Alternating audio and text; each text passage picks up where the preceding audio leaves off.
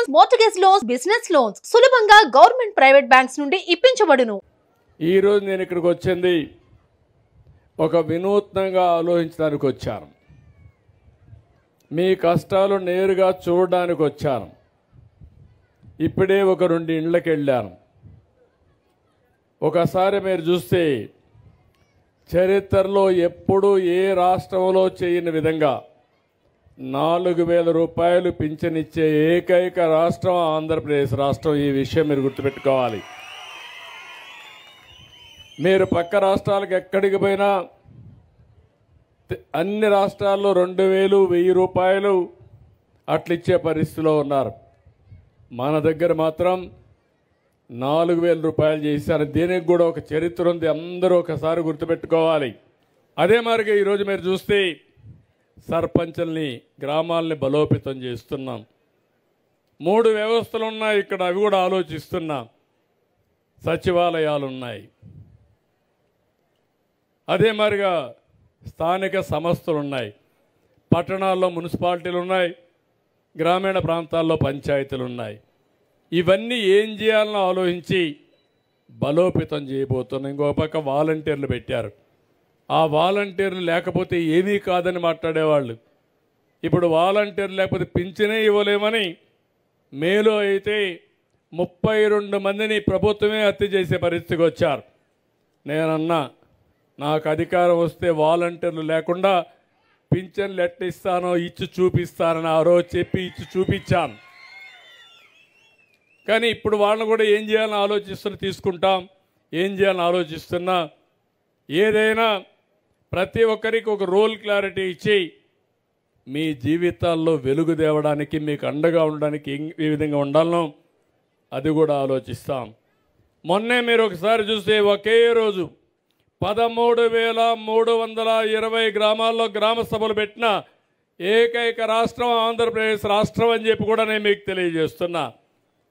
పవన్ కళ్యాణ్ గారు ఒక ఐడియా ఇస్తే బాగుందని నేను కూడా ప్రోత్సహించి అందరం కలిసి ముందుకెళ్ళాం. ఒకే రోజు పెట్టాం. 4,500 కోట్ల రూపాయలకి పనులు శాంక్షన్ చేశాం. ఆ పనులన్నీ కూడా ఇప్పుడు ప్రారంభం అవుతాయని చెప్పి కూడా నేను మీకు తెలియజేస్తున్నా.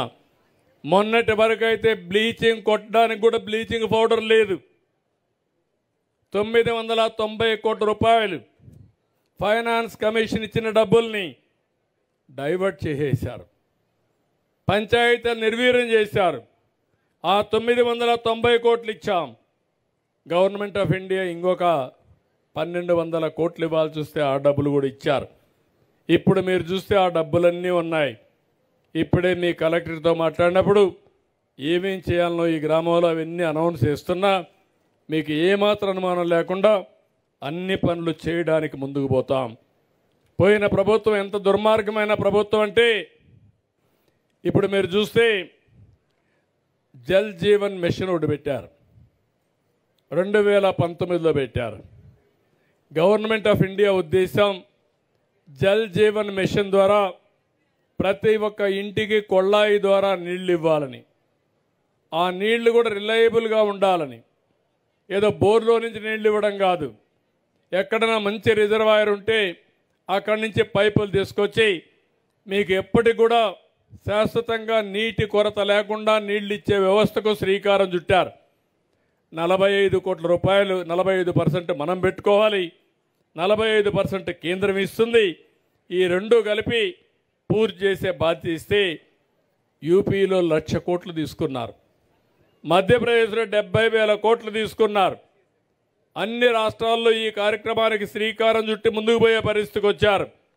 మన రాష్ట్రంలో మాత్రం ఈ కార్యక్రమాన్ని సరిగా ఉపయోగించుకోకుండా బోరు ద్వారా వచ్చే నీళ్లు పెట్టి దానికి కూడా స్కీమ్ చేసే పరిస్థితికి వచ్చారు. నేను ఒకటే చెప్పాను, ఇది ఏమాత్రం ఆమోదయోగ్యం కాదు. మా ఆడబిడ్డలకు ఒకటే హామీ ఇచ్చాను, ప్రతి ఒక్క ఇంటికి ట్యాప్ ద్వారా నికరమైన నీళ్లు ఎప్పుడు కూడా ఇబ్బంది లేకుండా ఇవ్వాలని నా లక్ష్యం. తప్పకుండా ట్యాప్ ద్వారా నీళ్ళు ఇచ్చే కార్యక్రమానికి శ్రీకారం చుడతాం.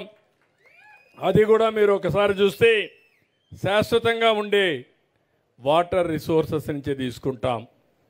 ఏ శ్రీశైలమో లేకపోతే ఎక్కడైతే ఈ జిల్లాలో మంచి వాటర్ ఉంటుందో మీకు దగ్గరగా ఉంటుందో అక్కడి నుంచే నీళ్లు ఇస్తాం.